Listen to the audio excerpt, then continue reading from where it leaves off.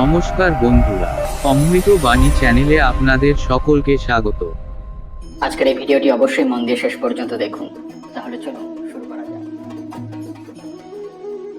ভগবানের পূজা করার জন্য বাড়িতে আমরা ঠাকুর ঘর নির্মাণ করি, কিন্তু বাড়িতে ঠাকুর ঘর থাকলে তিনটি বিষয় বিশেষ খেয়াল রাখতে হয়।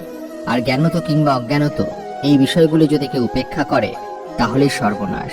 মা লক্ষ্মী সেই ঘর থেকে বিদায় নেন এবং নেমে আসে দারিদ্রতা। সুখ থাকে না সেই ঘরে নেমে আসবে চরম সংকট।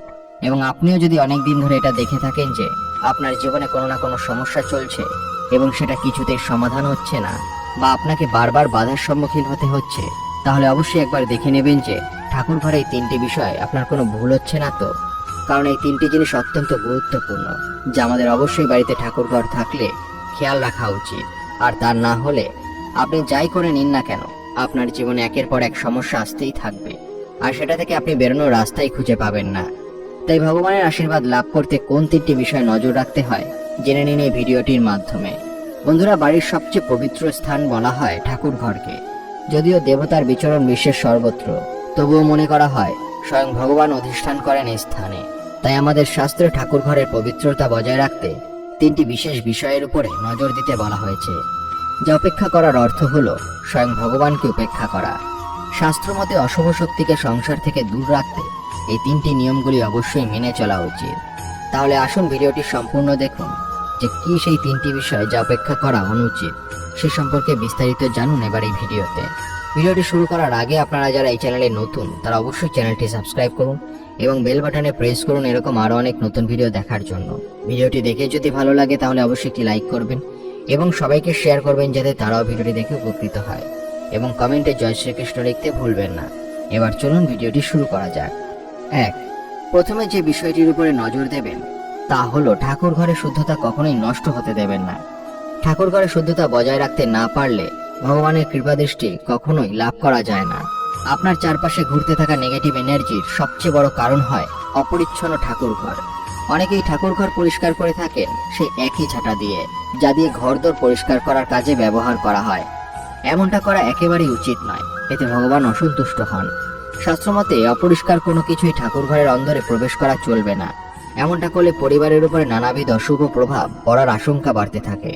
তাই ঠাকুর ঘরের মেঝে পরিষ্কার করতে হবে পরিষ্কার কাপড়ের সাহায্যে। শাস্ত্র শুদ্ধ পোশাকে স্নান করে ঠাকুর ঘর পরিষ্কার করার কথা উল্লেখ করা আছে।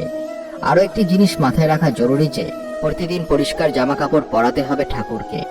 নিয়মিত এমনটা করলে দেখবেন গৃহস্থের সব থেকে পবিত্রতম জায়গাটি পরিষ্কার তো হবেই, সেই সঙ্গে পবিত্রতাও বজায় থাকবে।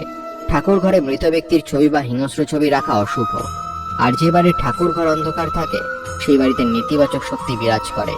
তাই সূর্যাস্তের পরেও ঠাকুর ঘরে যাতে ভালোভাবে আলোকিত থাকে তা নিশ্চিত করুন। পর্যাপ্তভাবে আলোকিত করতে ঠাকুর ঘরে একটা আলো, একটি বাতি জ্বালান, নইলে সাংসারিক অশান্তির শিকার হতে হবে। 2. দ্বিতীয়ত, বাড়ির খারাপ পরিবেশ আপনাকে খুব অসুখী করে তুলতে পারে। হিন্দু ধর্মের সুখ, সম্পদ ও সমৃদ্ধির অধিষ্ঠাত্রী দেবী হলেন মা লক্ষ্মী।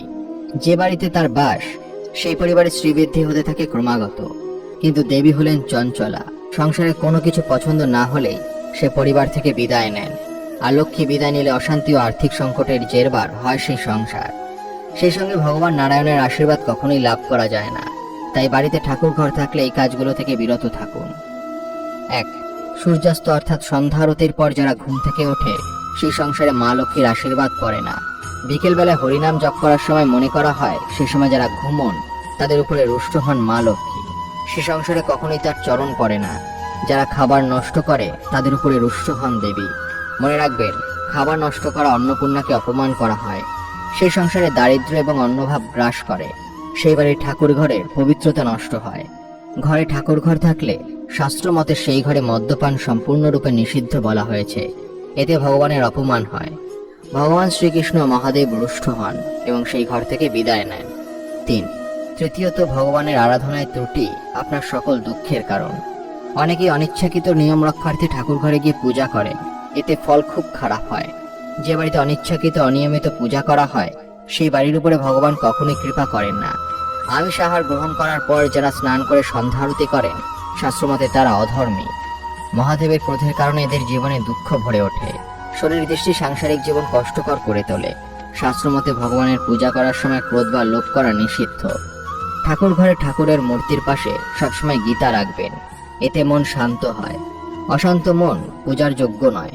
পবিত্র মনে ঠাকুরের আরাধনা করতে ভগবত চিন্তায় মনকে উৎসর্গ করুন, এতে সকল দেবদেবীর আশীর্বাদ লাভ করবেন। বন্ধুরা, এই তিনটি বিষয়ে বিশেষ নজর রেখে এই জিনিসগুলি থেকে চিরতরে বিরত থেকে বাড়ির ঠাকুর ঘরে ভগবানের পূজা করলে আপনার সংসারে সব অশান্তি দূর হয়ে যাবে। কারণ এই নিয়মগুলো মেনে পূজা করলে তবেই পূজা সম্পূর্ণ হয় এবং পূজার শুভ ফল আপনি লাভ করতে পারেন। নিয়মগুলি পালন করলে কর্মক্ষেত্রে উন্নতি ঘটবে এবং আপনার ধন লাভ হবে।